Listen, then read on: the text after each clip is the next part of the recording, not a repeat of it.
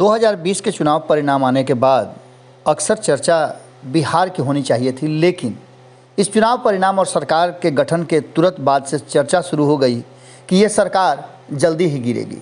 हालांकि इस चर्चा से भी बड़ी चर्चा थी कि यूपी चुनाव में और 2022 में होने वाले 5 राज्यों के जो चुनाव हैं उसमें क्या होगा। क्या भारतीय जनता पार्टी पुनः वापसी करेगी, जहां सत्ता में नहीं है वहां सत्ता में आएगी, या भारतीय जनता पार्टी का ग्राफ गिरेगा। क्या नीतीश कुमार उसके साथ होंगे या नहीं होंगे, ये चर्चा बड़ी हो गई थी।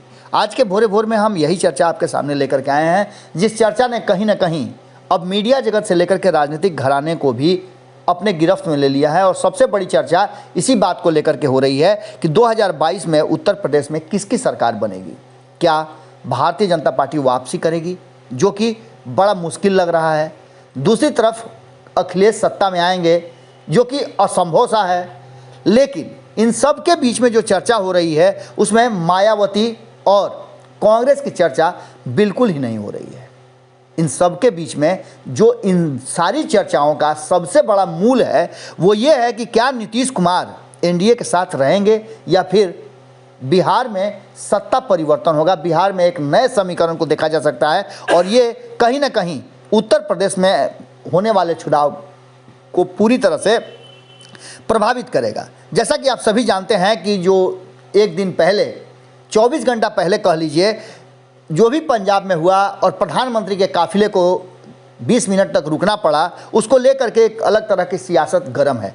लेकिन दूसरी तरफ 2022 में उत्तर प्रदेश में चुनाव को लेकर के सरकार किसकी बनेगी, इसके अब कई पहलू सामने आने लगे हैं। कहा यह जाने लगा है कि जिस तरह से योगी आदित्यनाथ को नहीं बदल पाई भारतीय जनता पार्टी, जबकि अन्य राज्यों में उसने अपने मुख्यमंत्री को बदले, तो इस बात की तरफ इशारा हो रहा है कि योगी आदित्यनाथ पर एंटी इनकम्बेंसी लागू है, उनकी वापसी मुश्किल लग रही है। यही कारण है कि प्रधानमंत्री नरेंद्र मोदी खुद ही मोर्चा संभाले हुए हैं। अब प्रतिष्ठा का प्रश्न बन गया है उत्तर प्रदेश, और इस बात को लेकर के कहीं ना कहीं भारतीय जनता पार्टी अपनी तैयारियां कर रही हैं। लेकिन वहीं दूसरी तरफ बिहार में हो रहे राजनीतिक उथल पुथल से भारतीय जनता पार्टी काफ़ी डरी हुई सशंकित है। इसको लेकर के लोग अपना मन बना रहे हैं उत्तर प्रदेश से लेकर के बिहार तक, और यूपी ही नहीं दूसरे राज्यों में भी नेताओं की नज़रें यूपी पर टिकी हुई है। खास करके अगर बिहार की बात करें तो भाजपा, सपा और बसपा समेत सभी पार्टियों के कार्यकर्ता अपने अपने जीत का समीकरण फिट करने में लगे हुए हैं। लेकिन भाजपा को कैसे जीत मिलेगी, इस बात को लेकर के बहुत लोगों पर असर पड़ रहा है। अखिलेश यादव लगातार अपनी तैयारियां कर रहे हैं और उनके साथ विपक्ष भी धीरे धीरे एकजुट हो रहा है। यूपी में योगी आदित्यनाथ और अखिलेश के बीच सीधा मुकाबला होता नजर आ रहा है।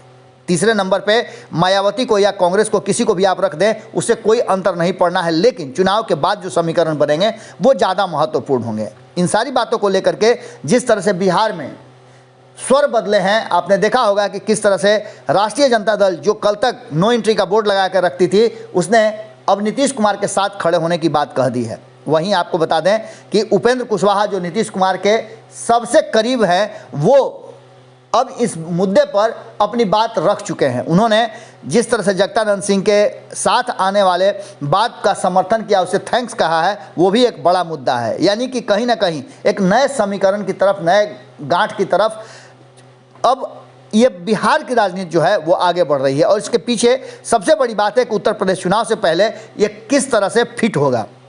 आपको बता दें कि अभी किसी पार्टी ने आधिकारिक रूप से कोई घोषणा नहीं की है। भाजपा ने योगी और खास करके कहा जाए तो समाजवादी पार्टी की तरफ से अखिलेश, ये 2 चेहरे सामने नजर आ रहे हैं। लेकिन न तो अभी तक कांग्रेस ने कोई चेहरा सामने रखा है और न अन्य दलों ने। इन सब के बीच में मुकेश सहनी की एंट्री कहीं ना कहीं भारतीय जनता पार्टी के लिए मुश्किल भरा हो सकता है, क्योंकि मुकेश सहनी तो पहले ही भारतीय जनता पार्टी के विरुद्ध अपना बिगुल फूंक चुके हैं। इन सारी बातों को लेकर के ताज़ा सर्वे में अखिलेश यादव दूसरे नंबर पर चल रहे हैं और योगी आदित्यनाथ सीएम फेस के तौर पर पहले नंबर पर बने हुए हैं। लेकिन ये आंकड़ा इतना कमज़ोर है कि लगातार इस पर सर्वे भी आ रहे हैं। इन सारी बातों को लेकर के जहां योगी आदित्यनाथ को कई ऐसे सर्वे हैं जिसमें 49% लोगों ने मुख्यमंत्री के रूप में देखा है, वहीं 32-33% लोगों ने अखिलेश यादव को मुख्यमंत्री के रूप में देखा है। इन सारी बातों को लेकर के बसपा और कांग्रेस का आंकड़ा बहुत पीछे है। आपको बता दें कि लगातार सर्वे हो रहे हैं और चर्चाएं भी हो रही हैं, लेकिन सबसे ज़्यादा जो चर्चा हो रही है वो ये है कि बिहार में क्या कुछ होगा। बिहार पर बहुत ज़्यादा निर्भर करता है। 403 सीटों वाली उत्तर प्रदेश विधानसभा में अभी वर्तमान समय में भारतीय जनता पार्टी के पास 230 सीटें हैं और 200 इन सब बातों को लेकर के उसने जो अपना आंकड़ा फिट किया है और जिन लोगों के साथ वो जुड़ी हुई है उसको लेकर के वो पूरी तरह से आसान्वित है और नए नए तरीके से पूरी तरह से अपना योजना बना रही है। लेकिन इन सब को कहा जा रहा है कि बिहार बहुत ज़्यादा प्रभावित करेगा।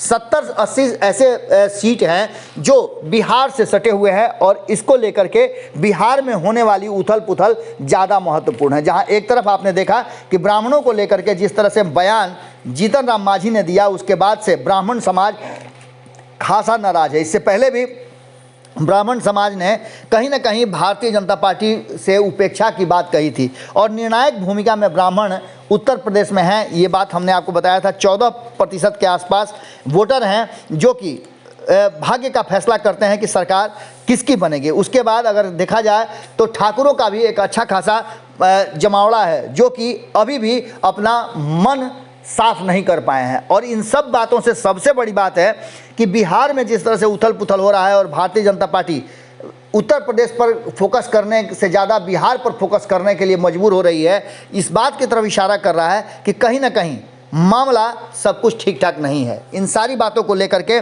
नीतीश कुमार की चुप्पी और नीतीश कुमार को बार बार भारतीय जनता पार्टी द्वारा ऑफर देना भी एक तरफ इशारा कर रहा है कि भारतीय जनता पार्टी चाहती है कि नीतीश कुमार इधर उधर ना हो, क्योंकि आपको पता है कि नीतीश कुमार एक मजबूत कड़ी हैं और उनके पास जो लवकुश समीकरण है वो समीकरण भी 12-13% वोटों के साथ उत्तर प्रदेश में एक बड़ा निर्णायक भूमिका निभा सकता है। लेकिन इन सब के बीच में जो चीज़ें सामने आ रही हैं उसमें कहीं ना कहीं भारतीय जनता पार्टी के प्लान को नीतीश कुमार समझ रहे हैं। नीतीश कुमार लगातार भारतीय जनता पार्टी पर दबाव बना रहे हैं, जातीय जनगणना हो या फिर बिहार को विशेष राज्य का दर्जा, इन दोनों मुद्दों पर भारतीय जनता पार्टी के सामने लगातार खड़े नजर आ रहे हैं। इन सारी बातों को लेकर के वर्तमान में भले ही सामने सामने कोई बात न हो, लेकिन हमने आपको बताया था कि किस तरह से उत्तर प्रदेश में चुनाव से पहले बिहार में एक बड़े समीकरण की तैयारी भी चल रही है, जहां एक तरफ नीतीश कुमार का मूड लग रहा है और जिस तरह का उनका व्यवहार है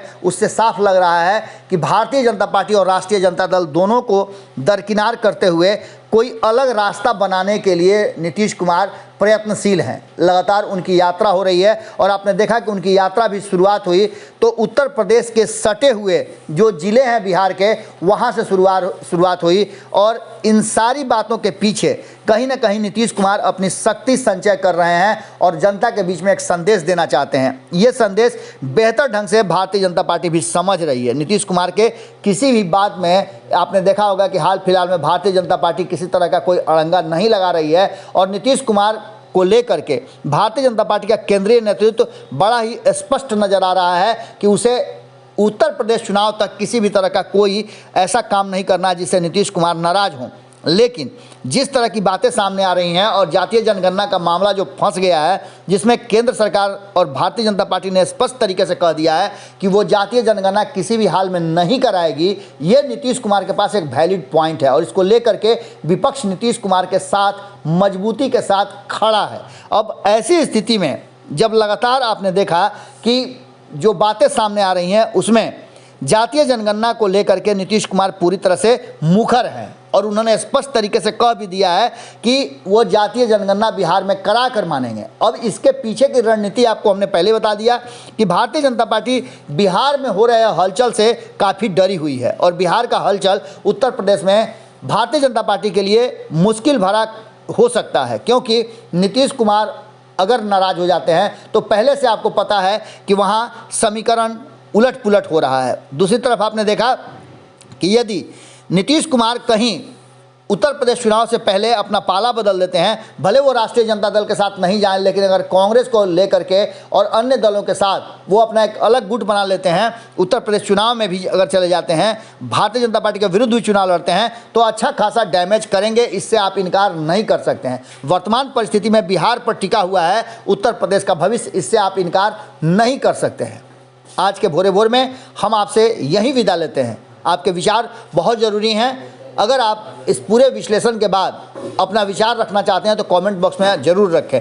बहुत बहुत धन्यवाद। अगर ये वीडियो पसंद आई और वह बिहार के राजनीति और बिहारियत से सरोकार रखेनी तो सब्सक्राइब बटन दबा के चैनल के सब्सक्राइब कर ली।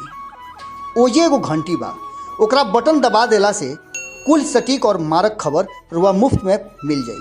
अगर रुआ पत्रकारिता के हमनी के नया प्रयोग में सहयोग कर चाहतानी तो ज्वाइन बटन दबा दी। पेटीएम नंबर नोट कर ली 9386816700। धन्यवाद।